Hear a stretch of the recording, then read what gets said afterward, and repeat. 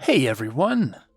Last time was a lot of fun, and like clockwork, some of you are climbing ever closer to the truth of Minato's situation. Tenten made waves when helping the Cloud Ninja bring the war with the Land of Water to a close. I do want to emphasize that what Tenten can do is not at all game-breaking. A few people exclaimed that it was quite the overpowered ability, but it's not. It can't convert any kind of jutsu into raw chakra. Something that's outright beyond Tenten's power, for example, would be unaffected. Or at the very least, it would turn into raw chakra and burn her to a crisp. She has to be shockingly careful with how she uses it. Yes, someone like Naruto could better utilize this kind of ability, but that wouldn't make him more powerful. Naruto would benefit from literally any other power in the whole series more than he would benefit from what Tenten has. And that was the point. It's making something out of nothing, not something great out of something not so great. Anyway, we have a fair amount of relevant plot to cover today, so I'm actually going to keep this opening short and sweet so we can leap into the episode. And actually, today is a lot shorter than what I've been doing lately, but I hope you're all okay with that. I've started doing these tease pictures coupled with riddles to advertise the next episode in my Discord. I just did it for the first time last week, and people figured it out like instantly, so maybe I have to get a little bit better at that. But if you haven't joined the Discord yet, that's one more reason for you to join the crew. Remember to like, subscribe, and yes, share my rewrite to anyone you think may enjoy a more story-heavy, alternate Naruto series. On with the show. Day 6. If you're just going to play games with me, you might as well leave, Minato growled, annoyed at their responses. Standing awkwardly and one at a time, the three Namikaze cousins shuffled out of the room. Damn you! Minato muttered as the door shut behind them. He stared out at Konoha, watching a thick pillar of smoke lift straight into the sky. His eyes narrowed and his teeth clenched as his fury built. The pillar of smoke was thick and rose out of a less populated part of the village, but one that Minato was no less familiar with. Heaving a great sigh, Rock Lee lifted his head and regulated his breath with great control. His meditation was broken only by a slight rumbling he felt in the floor. Leaning forward and putting his full palm to the ground, Lee confirmed that there was some sort of tremor shaking the facility. Peering up at the door, Rock Lee hears a faint, vague rumble and wonders if there's a storm outside. His cell doesn't even have barred windows, but the sound wasn't like the uniform grumbling of a storm.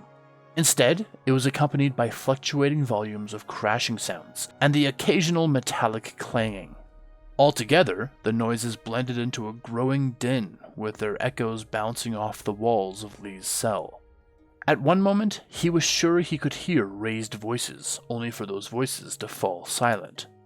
A deep, purple mist seeped through the edges of the door, before suddenly taking form like fingers and crushing the door instantly. Lifting a hand to guard himself from the sudden crunch, Lee watched as the door lifted away and was tossed aside. Lee, let's go, Naruto said, nodding his hello. He was smiling faintly as the purple mist retreated to his body and dissipated. Naruto? Lee acknowledged, surprised that it was him of all people. What is it that you are doing here? We need your help, Lee, Naruto told him, a red arm of chakra reaching out from his backside and stretching to the other side of the room before beginning to clear rubble away from the exit. You have already committed a crime, Naruto, Lee told him as if it weren't obvious already. Am I worth risking being thrown in yourself? If they get me in here, then we have all lost, Naruto acknowledges, shaking his head at the danger of breaking the rules. We need you to help save the village. What? What is it you think I can do? Lee asks, finally standing, still unsure if he should make the Hokage even angrier by escaping from prison. Kurama told me what's inside of you, Naruto explained. Kurama? Lee asked in return. You have the one chakra element that tailed beasts have no access to, Naruto continued, brushing past an explanation of who Kurama was. It's the one element that can help us save the village. Exiting his cell, Lee looked around at the devastation that Naruto caused to get to this point.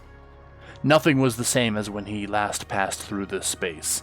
The walls had heavy gouges in them that revealed the outside, and more than half of the roof had been blown away. Remarkably, the cells themselves remained intact, except for two: an iron door cell beside his own, and Danzo's cell. Naruto! Lee warned. Danzo escaped from his cell! Looking at the cell Lee was glaring at, Naruto averted his attention to an offshoot hall that led to the office. While the red claw out of his backside kept moving debris, a blue claw emerged from Naruto's chest and reached down the hall. Eyebrow rising, Lee asked Naruto what those were. I am two beings in one, Naruto explained. Might as well take advantage. After a few minutes, the blue arm retracted back into Naruto's body. Danzo's not here. Inoichi is unconscious in the office, Naruto said, turning back to Lee and pondering. I wonder how much damage an old blind man could even do. How did you let him escape in the first place? You did not have to be this violent, Lee admonished him, since the room was explanation enough that Naruto went a little bit too far. Realization dawning on Naruto's face, he shook his head at Lee and said, Danzo wasn't here when I broke in. It only took 1 year for Lee to rise through the ranks. He started out in all white like all the other new attendees at the monastery. As he had initially noticed, their martial arts and learned patterns were not at all about offense. Instead, the focus was on self-defense and on having a clear mind, as they called it, at all times.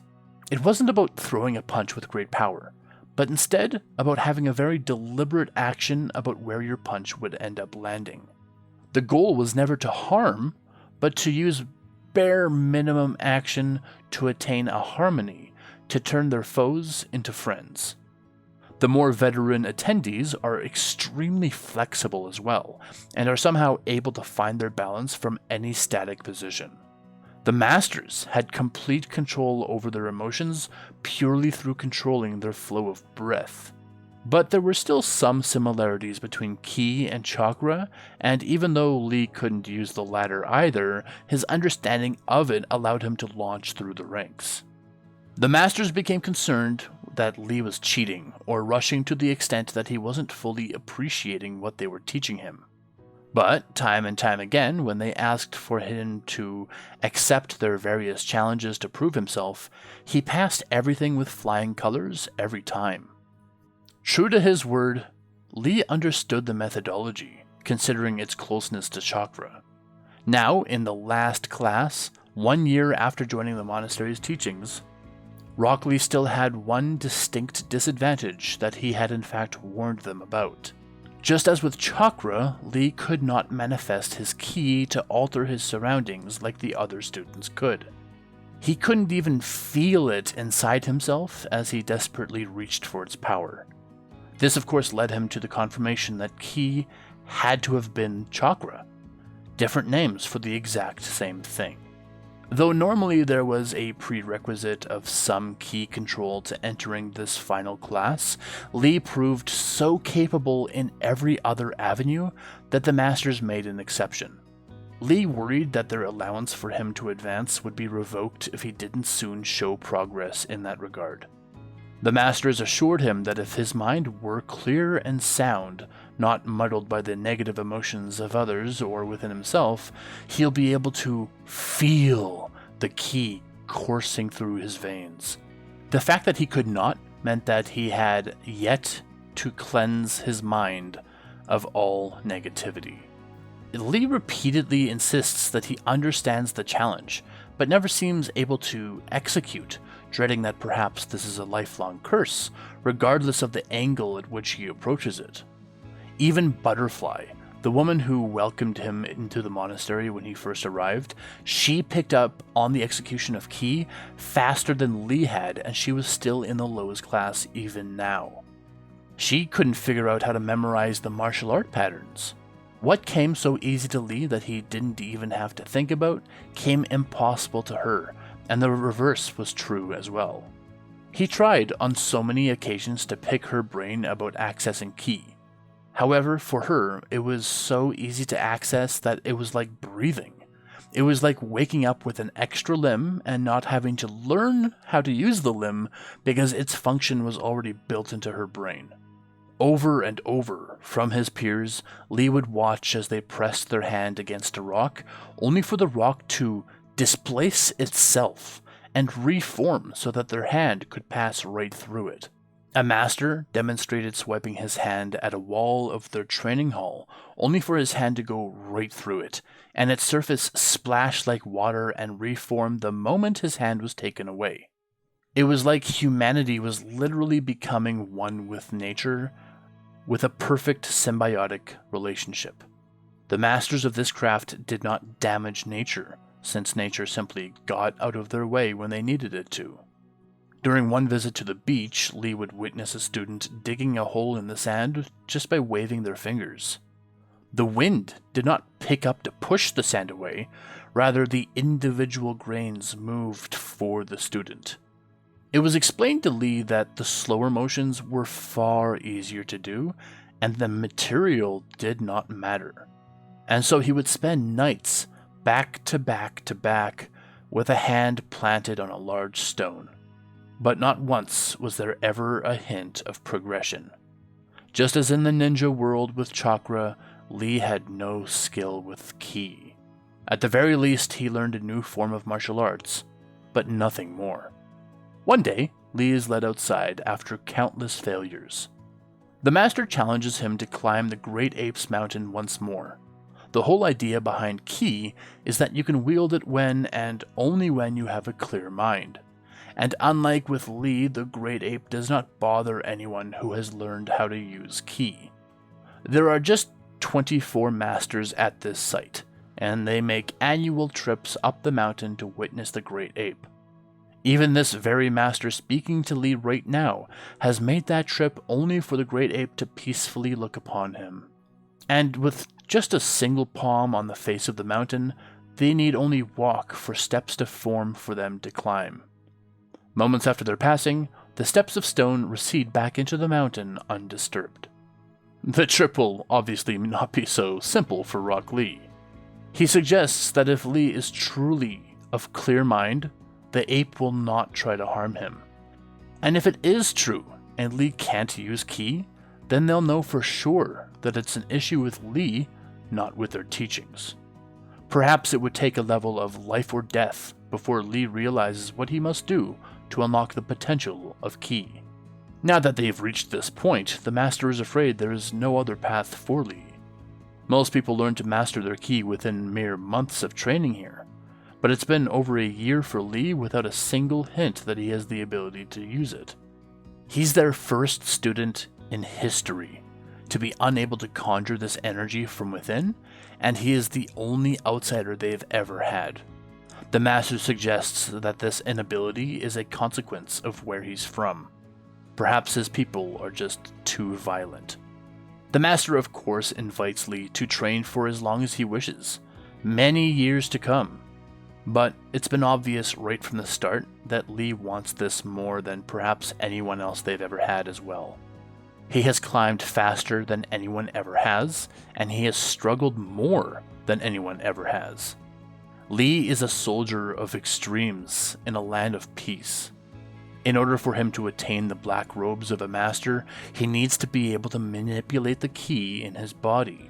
Nodding, swallowing, and looking up at the mountain, Lee agrees.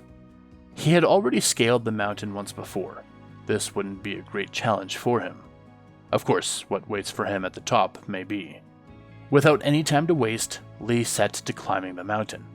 It was icy on this side and very cold to the touch, another problem the other students did not have to deal with.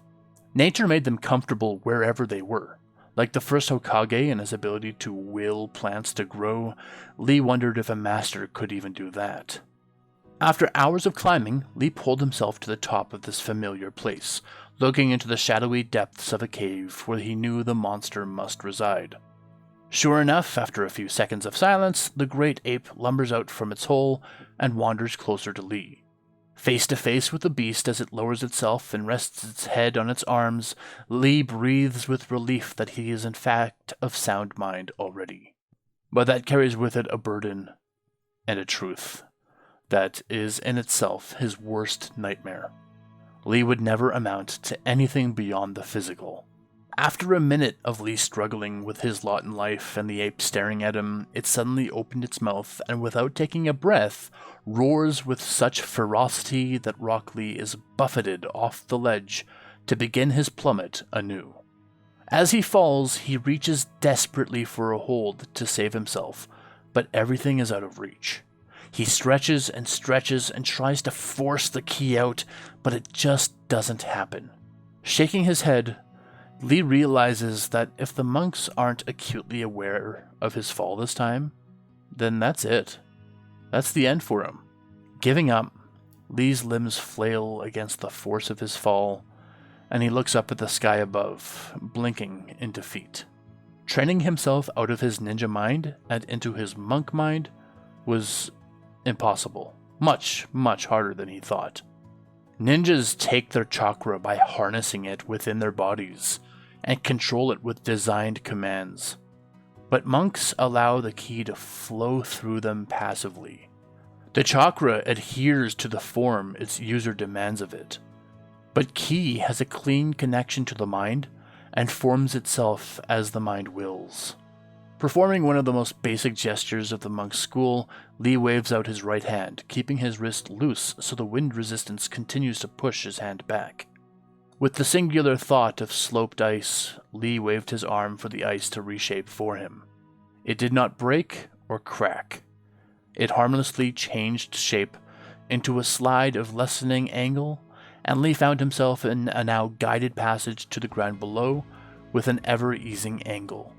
As he reached the bottom, he sighed with calm and looked back as the ice retracted and became a part of the mountain once more, as if he had never manipulated it to begin with. At the mountain's peak, he could still see the distant figure of the great ape looking in his direction for a moment, before disappearing beyond its roof. Turning back to the monastery, Lee stared at the very master that sent him on that journey, who had waited in the same spot this whole time for him to return, and a proud grin stretching from ear to ear. Lee would spend a couple more years training with this newfound knowledge, but he knew this wasn't where he was meant to be. He loved their way of life, and this irrefutable peace their continent held onto allowed him to distance his thoughts from that of war. But in the back of his mind, at all times, he had thoughts of concerns for his friends back home. With this new knowledge and ability, he could help them in ways never before perceived. So one day, he woke up and told the masters that it was about time that he left for home. He walked out the front door with them behind, and as he said his last farewells, they wished him good fortune, and that their doors would always be open to him and any friends he may bring back. As he made his way to a coastal town, Lee had a brimming smile for the continued clear conscience behind his choice. To leave with zero regrets was exactly what he expected of these peacefarers. But they also warned him that it would be a challenge to find a vessel that was crossing the ocean. So they sent a message ahead of him to alert anyone to wait for the arrival of Rock Lee and make his journey easier. It had come to be known that these people were accepting of all external decisions. They did not even ask why Lee wanted to leave. To them, his business was his own, and that was all they needed to know. As advertised, the seafaring part of his journey took 3 months, entirely too long for Lee to be stuck out on the water. He had found new bounds to his patience, but this trip challenged his limits. Upon arrival, the tiny port town they arrived at wasn't even adjacent to any village, so Lee had to do some exploration to figure out where he was. He eventually met random travelers that told him he was in the tiny little land of Silt, immediately west of the land of Earth. Bearings found, Lee continued his journey east with the intent to essentially continue in a straight line until he found something halfway familiar. The plains eventually turned to foothills that rolled for miles and miles and gave his previous easy trek a bit of extra challenge. These foothills grew in height with every one that he climbed over. Eventually they peaked, and when he climbed this tallest hill, its other side revealed itself as a massive valley situated between a wrapping of foothills. Camping out here without issue, Lee woke the next day, gathered up the small traveling gear he had, and looked out at the path that remained for him. His jaw fell open in surprise, and he shielded his eyes from the sun with a hand as he squinted into the distance. Standing with its back to him, a great white beast with 5 tails stood calmly in the distance.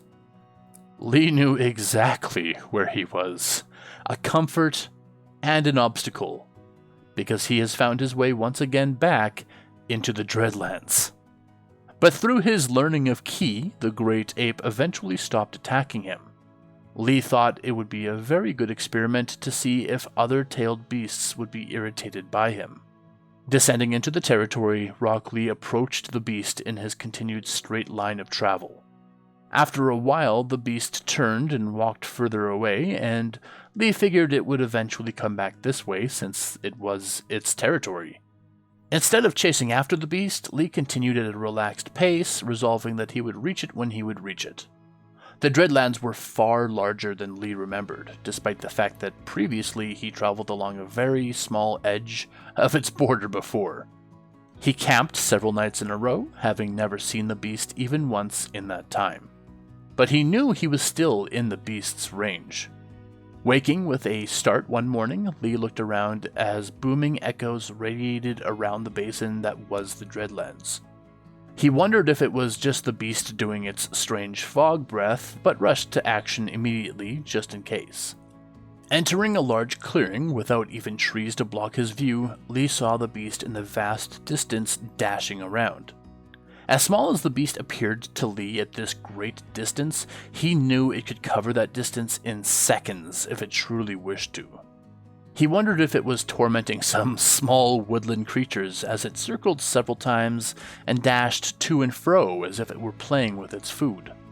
After watching this play for several minutes, Lee eventually noticed between the trees at the beast's feet a stream of blue streaking around it as quickly as it could spin.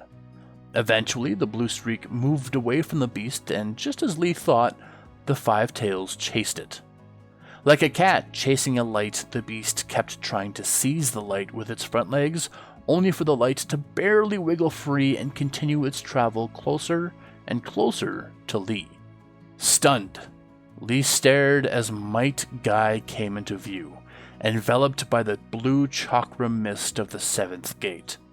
Suddenly, the blue chakra cloak dissipated, and Might Guy crashed into the ground in an exhausted heap, tumbling toward Lee. There wasn't nearly enough time for Might Guy to crawl to cover as the beast rampaged towards him. Without a thought of doubt, Lee intervened, placing himself between Guy and the great-tailed beast. Releasing some of his ki to signify to it that he meant no harm, Lee thrust out an open palm at the beast.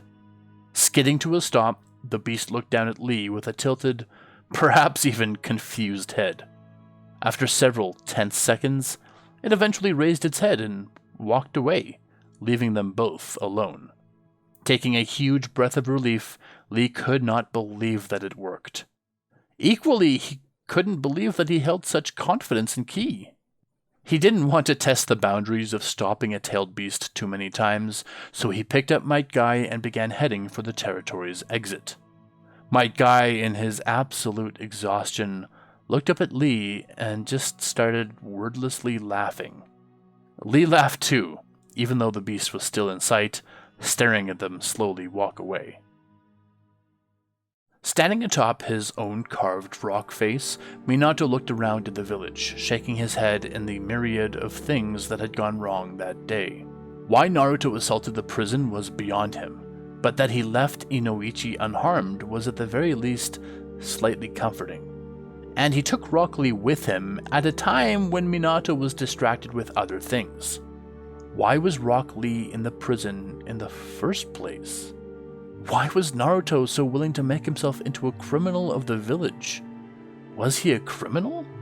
Squeezing his eyes shut, Minato muttered, "Shut up!" Pulling out his one special kunai, Minato looked out toward the prison and searched for his mark there. Why was he staring so hard at the prison? Looking at the kunai in his hand, Minato rolled his eyes and tossed it aside, letting it fall to the ground far below. Naruto just returned. Why would he return only to start committing crimes? The sun hung high in the sky, and as Minato looked up at it, he suddenly felt a spike of pain in his head and braced it for what he was regrettably used to by now. Shaking his head, he straightened and blinked several times as the pain receded. What mission did he send those three cousins away for? Why did they choose to withhold information from him? Looking straight down as he heard his kunai hit the stone path below, Minato saw two people darting around in the shallow shadows of the Hokage building. Stepping off the edge of the Hokage head and falling down to them, Minato landed in front of the lead person. Bending to pick up his kunai and twirl it in his fingers, Minato looked down at the terrified Kunoichi. Ino Yamanaka stood frozen. With either shock or fear, it made no difference to him. Kiba Inuzuka, the ninja behind her, stopped his pursuit instantly and fled upon seeing the Hokage. Staring with unblinking eyes at Ino, Minato asked, "What are you doing, girl?" Smiling and stress-laughing, Ino said, We were just playing some tag," motioning to the now gone Kiba behind her. He saw it as training, but it was just a little fun to me," Ino answered, shrugging defenselessly. "Right behind my building?" Minato asked, brow wrinkling. "A little suspicious, no?" "Lord Hokage, I don't know why you're implying. I assure you that there's nothing I'm trying to hide," Ino pled, staring up at the Hokage. This is just where the game naturally pulled us," Ino insisted. It was happenstance, luck, coincidence, I promise." Thrusting a hand to her collar and lifting her a few inches from the ground, Minato leaned in close and growled, "Stop lying to me." Caught off guard, and frankly terrified by the Hokage's aggression, Ino confessed, Kiba's just... he's been weirdly suspicious of me, and I was just trying to get away from him." As she raised her hands to his so she could stop from being slightly strangled by his grip, Ino struggled in his clutches. Ignoring her plight, Minato thrust his hand forward and down, smashing Ino into the ground. "You are under arrest for suspicious activity and conspiring against the Hokage." Aha! A shorter episode today, but packed with a lot of fun information.